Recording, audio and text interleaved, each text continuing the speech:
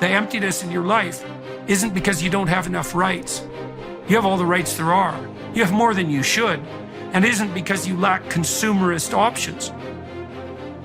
You have Amazon and pornography, man. You can get whatever you want whenever you want it. And if that's still not working, well, what are you missing? Well, maybe you're missing the opposite of that. A little bit of restraint, a little bit of sacrifice, some responsibility.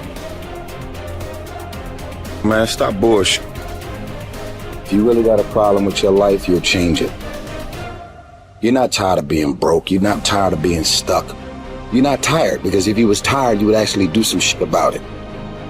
I'm tired of everybody running around complaining as if you're on the receiving end of whatever this world wants to dump on you and you don't have a choice. It's time to grow up, man.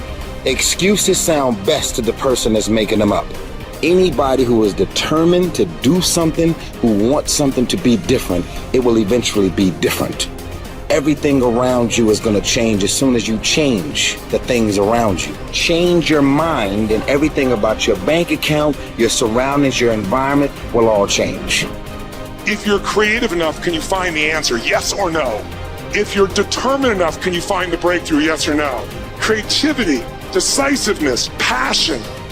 These are the ultimate human resources. And when you engage these resources, you can get any other resource on earth. Stop telling yourself the story because you don't have the money, you don't have the time. That's bullshit. It's because you haven't committed yourself where you would burn your fucking boats. If you want to take the fucking island, burn your fucking boats, and you will take the island, because people, when they're going to either die or succeed, tend to succeed. But most of us give ourselves a way out, and that's why we don't have what we want. Put yourself in a position where you can't retreat, where it's do or die, sink or swim. Here's what you'll find out. You'll develop incredible swimming skills. You'll find yourself stroking unlike you've ever seen before. Through the inspiration of desperation, you'll become more creative than ever before. Throw your whole self into it.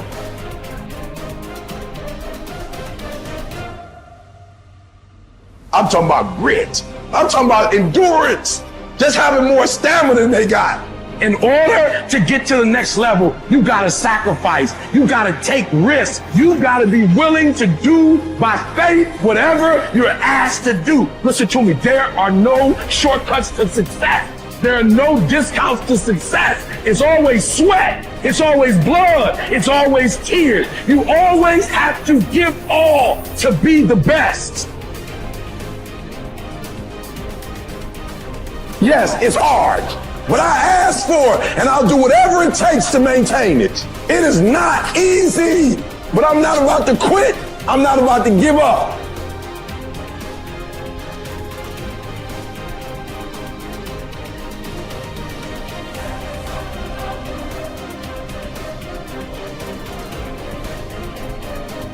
If you've explicitly formulated a set of goals and you're pursuing them, then you've adopted the responsibility to act in a certain manner to make those goals realize themselves. That's responsibility that you've adopted rather than responsibility that's been imposed on you, assuming that you've thought through the goals and you find your spirit in harmony with those goals. You can consult your resentment. I think that's a very useful step. If you find yourself angry and bitter about the things that you are responsible for doing, then that's an indication that you might be operating under some unhealthy compulsion, that you're rebelling, and that's the reason for the resentment against the insistence that you act in a certain way.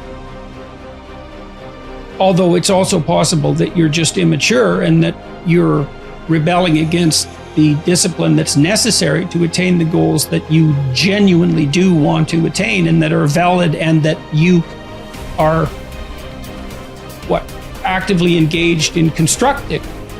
So you have to get that straight, and some of that's a consequence of thought, and again, some of that's a consequence of discussion with other people with whom you're intimate enough to have a conversation like that, and perhaps they have conversations about similar things with you if you're fortunate. At the end of God's creation, describing how order emerges from chaos or being from potential, there's this strange line, which is probably the most important line that's ever been written in our culture, at the basis of our culture. And that is that men and women are made in the image of God.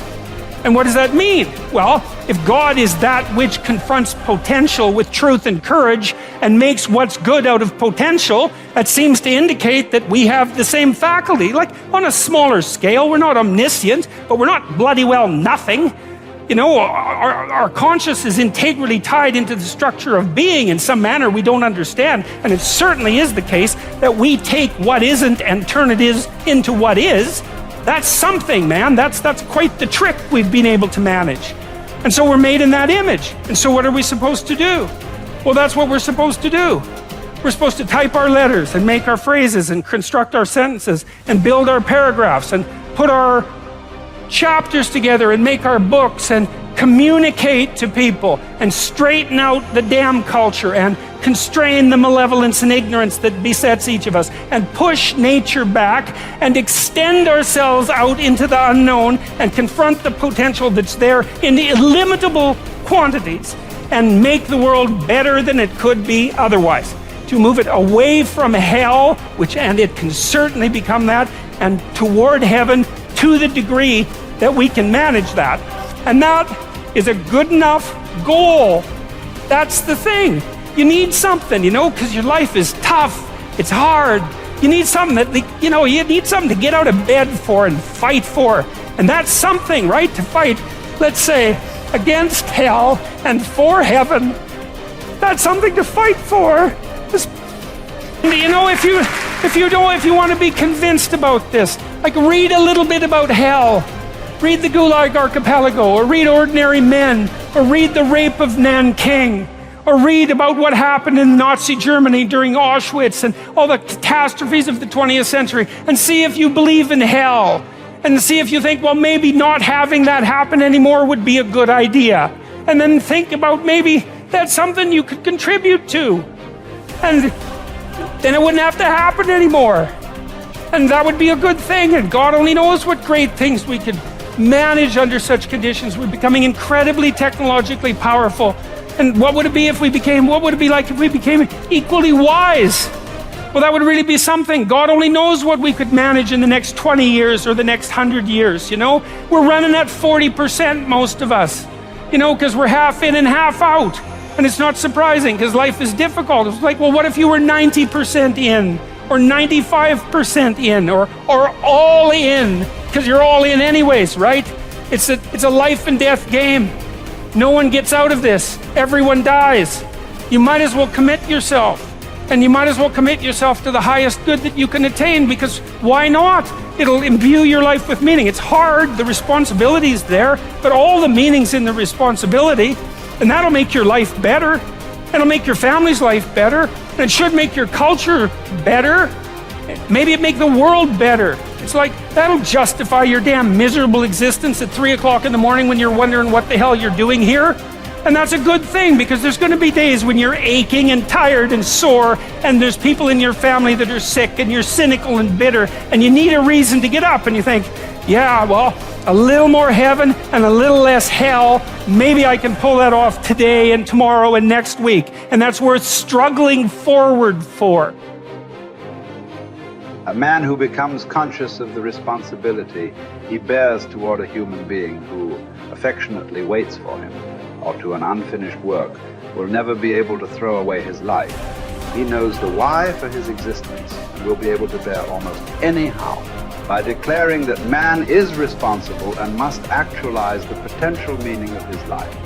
I wish to stress that the true meaning of life is to be discovered in the world rather than within man or his own psyche, as though it were a closed system.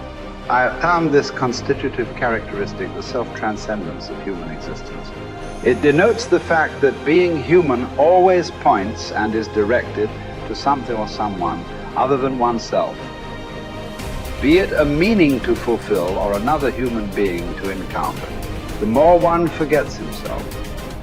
By giving himself to a cause to serve or another person to love, the more human he is and the more he actualizes himself. What is called self-actualization is not an attainable aim at all. for the simple reason that the more one would strive for it, the more he would miss it. In other words, self-actualization is possible only as a side effect of self-transcendence. A human being is not one thing among others. Things determine each other, but man is ultimately self-determining what he becomes within the limits of endowment and environment. He has made out of himself in the concentration camps, for example, in this living laboratory and on this testing ground. We watched and witnessed some of our comrades behave like swine, while others behaved like saints. Man has both potentialities within himself. Which one is actualized depends on decisions, but not on conditions. What is demanded of man is not, as some existential philosophers teach, to endure the meaninglessness of life, but rather to bear his incapacity to grasp its unconditional meaningfulness in rational terms. To be sure, man's search for meaning may arouse inner tension rather than inner equilibrium. However, precisely such tension is an indispensable prerequisite of mental health. There is nothing in the world, I venture to say, that would so effectively help one to survive even the worst conditions as the knowledge that there is a meaning in one's life. There is much wisdom in the words of Nietzsche. He who has a why to live for can bear almost any harm. What was really needed was a fundamental change in our attitude toward life. We had to learn ourselves, and furthermore, we had to teach the despairing men that it did not really matter what we expected from life, but rather what life expected from us. We needed to stop asking about the meaning of life, and instead to think of ourselves as those who were being questioned by life, daily and hourly. Our answer must consist not in talk and meditation, but in right action and in right conduct. Life ultimately means taking the responsibility to find the right answer to its problems and to fulfill the tasks which it constantly sets for each individual. These tasks, and therefore the meaning of life, differ from man to man and from moment to moment. Thus, it is impossible to define the meaning of life in a general way. Questions about the meaning of life can never be answered by sweeping statements. Life does not mean something vague, but something very real and concrete, just as life's tasks are also very real and concrete. They form man's destiny, which is different and unique for each individual. No man and no destiny can be compared with any other man or any other destiny. No situation repeats itself, and each situation calls for a different response. Sometimes the situation in which a man finds himself may require him to shape his own fate by action. At other times, it is more advantageous for him to make use of an opportunity for contemplation and to realize assets in this way. Sometimes man may be required simply to accept fate, to bear his cross. Every situation is distinguished by its uniqueness, and there is always only one right answer to the problem posed by the situation at hand. When a man finds that it is his destiny to suffer, he will have to accept his suffering as his task, his single and unique task. He will have to acknowledge the fact that even in suffering, he is unique and alone in the universe. No one can relieve him of his suffering or suffer in his place. His unique opportunity lies in the way in which he bears his burden.